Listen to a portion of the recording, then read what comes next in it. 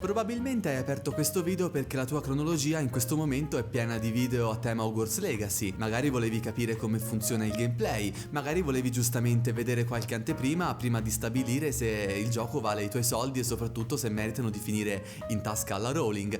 Fatto sta che adesso sei qui e ti vogliamo porre una semplice domanda: perché il maghetto più famoso del mondo non ha ancora un gioco di ruolo ufficiale? Eppure gli elementi sembrano esserci tutti. Un'ambientazione ben delineata, la divisione nelle case in base alle caratteristiche personali, la possibilità di essere puro sangue o figlio di babbani per la creazione del personaggio, e poi liste di incantesimi, oggetti magici, un bestiario di animali fantastici, maghi malvagi e dove trovarli, e soprattutto il tema del mistero da risolvere, dei rapporti familiari e di amicizia messi in difficoltà, e non dimentichiamoci per ultimo, ma non per importanza, quello delle scelte. Eppure, a distanza di più di 20 anni, un gioco di ruolo ufficiale di Harry Potter non esiste, nonostante le numerose insistenze da parte della community. Come mai in un periodo in cui i giochi di ruolo stanno vivendo una nuova epoca d'oro, nessuno ha pensato di pubblicare un gioco canonicamente ambientato nel mondo di J.K. Rowling? La verità è che ci hanno provato.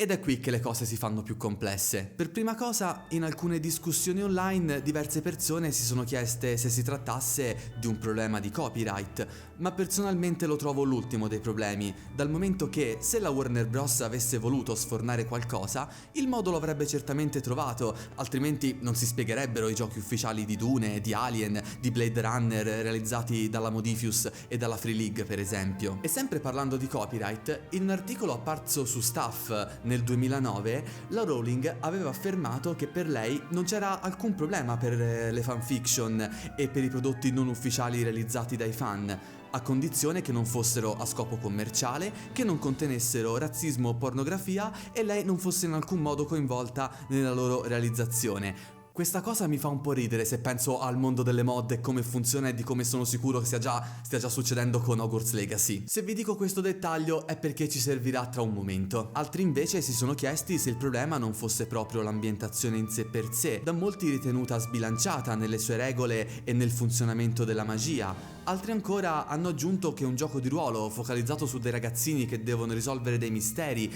basati sulla magia e conseguenze d'azione limitate avrebbe avuto poco appeal su un pubblico più adulto. Ho come il sospetto che a pensarlo siano persone che giocano prevalentemente a Dungeons and Dragons, ma anche questo dal mio punto di vista è sbagliato. Giochi basati sul mistero come il richiamo di Cthulhu hanno avuto un enorme successo e godono di una fanbase decisamente appassionata, senza contare l'esistenza di giochi che trattano già un argomento molto simile come Tales from the Loop e Kids on Bikes. E mi sento di aggiungere: credete davvero che non ci sia un game designer capace di creare un gioco di ruolo con una formula in grado di portarci nel mondo di Hogwarts?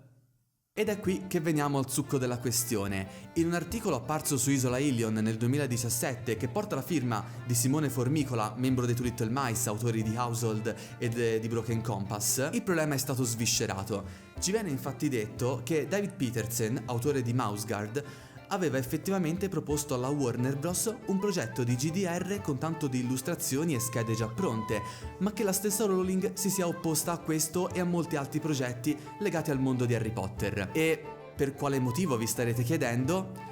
Purtroppo nessuno lo sa, una risposta ufficiale non è mai stata data, quindi possiamo al massimo specularci sopra. Per come la vedo io, la Rowling è molto gelosa nei confronti della sua opera, soprattutto per quanto riguarda cosa deve essere considerabile canonico e cosa no. Un gioco di ruolo comporterebbe prodotti come per esempio moduli ufficiali, quindi nuove storie canoniche, che non è difficile pensare che potrebbero contenere cose che alla Rowling potrebbero stare, come dire, un po' antipatiche o potrebbero darle fastidio, se capite cosa intendo. Come abbiamo visto prima, se si trattasse di semplice materiale dei fan non ci sarebbero assolutamente problemi, quindi io personalmente credo che tutto il problema stia nell'ufficialità del prodotto. Non varrebbe nemmeno l'argomentazione che non le piacciono i giochi di ruolo, per carità, legittimo, i gusti non si discutono, ma questo le darebbe il diritto di impedire a noi di divertirsi, a meno di non essere una stronza egoista? Detto questo, C'è un modo per giocare delle avventure il più vicino possibile al mondo di Hogwarts e di Harry Potter? Per fortuna sì, la community nel corso degli anni ha saputo tappare questo buco con una serie di prodotti non ufficiali, ma anche alcuni editori hanno pubblicato dei giochi che ci possono venire incontro. Io per esempio mi sento di citare Kids on Brooms, espansione di Kids on Bikes che potete trovare tra l'altro localizzata in italiano sul sito della Need Games. In più qui sotto in descrizione potete trovare link ad una serie di prodotti non ufficiali realizzati dai fan, tra i quali mi sento di citare Broomsticks, Hogwarts, il gioco di ruolo e Eldritch High. Se vi piace rimanere nei grandi classici invece potete trovare Strix7, un modulo per Dungeons and Dragons, purtroppo ancora non localizzato in italiano, ambientato nel mondo di Magic the Gathering, focalizzato su un'accademia di magia, quindi sicuramente qualcosa che è più alla portata diciamo del giocatore medio di ruolo. Parliamoci chiaro, tanto state tutti lì che giocate D&D, cambiate gioco, maledizione! Scusate lo sfogo, sicuramente ce ne sono molti altri sviluppati dalla community, io sinceramente non ho avuto il tempo e il modo di